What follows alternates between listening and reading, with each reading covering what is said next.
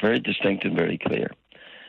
We are the only party continuing to stand against the Union Dismantling Protocol.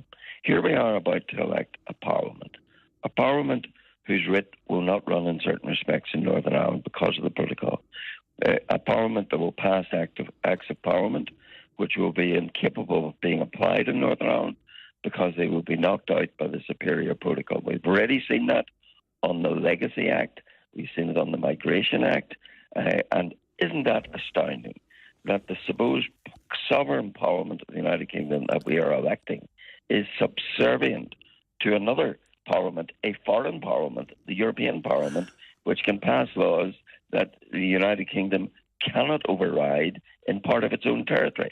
So that very vividly illustrates the issues of the protocol, on top of the fact that we have a partitioning Irish Sea border, on top of the fact that EU law remains in Northern Ireland, on top of the fact that our economy has been aligned with the Republic of Ireland. Those are the issues upon which TUV alone now, with Reform UK, takes a very distinctive stand. All other candidates are of various shades of protocol implementation. We are the people who continue to stand against the iniquitous protocol, and we are the people, therefore, who offer the electorate the opportunity to vote against that. And if we weren't here, then there would only be protocol implementers in the field. And your gamble is whether people actually put that at the top of their priority list ahead of education and health and everything else that comes with real daily life in Northern Ireland. Your gamble is whether people actually want to revisit the protocol debate, the Windsor Framework debate, the command paper debate, or whether people have moved on. Well, those real life issues are all subject to us being, the success for them are subject to us being a part of the United Kingdom, a national health service, the education system that we have. Once you remove us from the United Kingdom, as the protocol is progressively doing, then all those things suffer. So it is fundamental to get the constitutional equilibrium restored. That's why my campaign is about the reunification of the United Kingdom, the full restoration of Northern Ireland within the United Kingdom, where we make our own laws in our own country. How are you going to do that? How are you going to do that? How are you going to affect change over an international agreement? By asserting and showing that unionists in Northern Ireland, whose votes surely still count for something, are not prepared to lie down under a protocol which is, bit by bit, edging us out of the United Kingdom. We're already subject to a situation where all the laws that govern our goods economy, all the laws that govern our trade, are the same laws as the Irish Republic, because they're all EU laws. We're already in a situation where GB in trade terms under the EU Customs Code is decreed to be a foreign country. Now, if unionism accepts that, as the DUP sadly has, as the Ulster Unionists previously had, then this union is fast disappearing. And I want to take a stand for unionists to say, well, hold on, we want to be restored within the United Kingdom. That's where we're entitled to be, and that is what we demand. And that's a very legitimate democratic demand. Is there not a self-fulfilling prophecy here? The union is fast disappearing. Well, if that's the case, then surely if anybody takes the logic of that, the Secretary of State should be calling for a border poll really soon. Is the union fast disappearing? One thing that would aid the calling of border poll is a reduction in the unionist vote. So this election is also about maximising the unionist vote. You will never maximise the unionist vote in this election if you don't have candidates for every shade of unionism to vote for. Well, there seems to be this myth around that unionists who are opposed to the protocol, who think we should be fully integrated into the United Kingdom, who think there shouldn't be a border in the Irish Sea, who think there shouldn't be EU law applying in Northern Ireland, that they shouldn't have anyone to vote for. They should, in fact, vote for people who believe the opposite.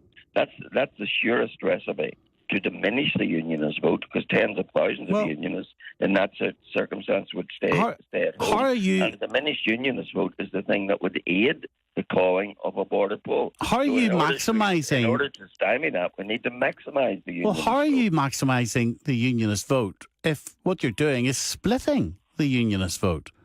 Sorry. And sorry. Why am I that splitting? delivers fewer unionists ultimately to Westminster if that's what happens, potentially, doesn't it? Well, why am I splitting the unionist vote rather than anyone else?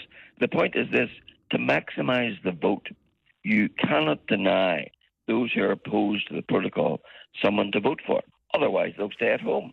If so in order to maximise that vote, which is a key component of this election, in the face of demands for a border poll, you must make sure that every unionist comes out to vote. And the way to make sure every unionist comes out to vote is to ensure that all shades of unionism have someone to vote for. Strategy, is there you no... cannot stampede. There's no such thing as divine right for any party to hold a seat. These are the people's seats. But have you got strategy in your mind? If you're wanting to maximise the unionist vote, what did you say to Gavin Robinson when you were talking to him on Friday night? Is there going to be a pact in Fermanagh South Tyrone? Well, Fermanagh South Tyrone has a particularly unique history in terms of a single candidate, and the suggestion that a non-party unionist could bind together all unionist voters is a good idea, and it's one that I am prepared to endorse, but it's one which can only fly if all unionist parties endorse it. So we will see if there is a unionist party who repudiates that for Fermanagh and South Tyrone, but I'm prepared to work towards the achieving of that end in that particular constituency. So Gavin Robinson's agreed to do it, has he? Well, Gavin Robinson seems to be of the same mind on that particular issue in respect to that particular constituency. So he's in that phone call on Friday night. Did Gavin agree to do it? So is it now down to whether Doug Beattie agrees it or not? Yes. And have you had a phone call with Doug Beattie? I have not. Why not? Well, I did not initiate those phone calls, so it's not for me to take that particular issue forward. You can't pick up the phone to maximise unionist vote? I'm saying where my party stands. That's what you asked me. Where do I stand? Doug Beattie has been spoken to, not by me, but he has been spoken to. By someone in your party, is that what you're saying? Sorry? By someone in your party or by the DUP? People in my party have spoken to Ulster unionists. I know that others have spoken directly to Doug Beattie. Is that Gavin? I understand it. Sorry? Is that Gavin? I believe Gavin probably has spoken to Doug Beattie. But look, I'm not here to get into or to muddy the waters over any such discussion. So I've said what I've said, and that's all I'm saying about that. Okay. At this moment in time. And of course, if people listening this morning, Jim, and they're thinking about the strategy behind that, you then look at East Belfast. Are you going to split the unionist vote there? Sorry, I must repudiate the suggestion that I'm splitting the unionist vote anywhere. Every seat belongs not to a party, it belongs to the people. So no party is more in a position to split the vote than any other. But let's be very clear. If you're suggesting to me that unionists in East Belfast who have seen the DUP sell out on their own 7 tests, who have seen false promises that the Irish Sea border was gone when it isn't, who were told that our place in the United Kingdom has been restored when it hasn't, when we were told EU law wouldn't apply when it does, when the alignment with the Irish Republic continues under the protocol. If you're saying to me that those unionists should have known to vote for, or indeed should just suck it up and go out and vote for somebody who believes that EU law should apply, who is sustaining an Irish Sea border, who wants alignment with the Irish Republic through their actions, and whose MLAs in the Assembly have voted to implement EU law, then I'm sorry. I cannot betray those unionists who think otherwise, and that is why those unionists will have someone to vote for. And finally, are you standing in North Antrim?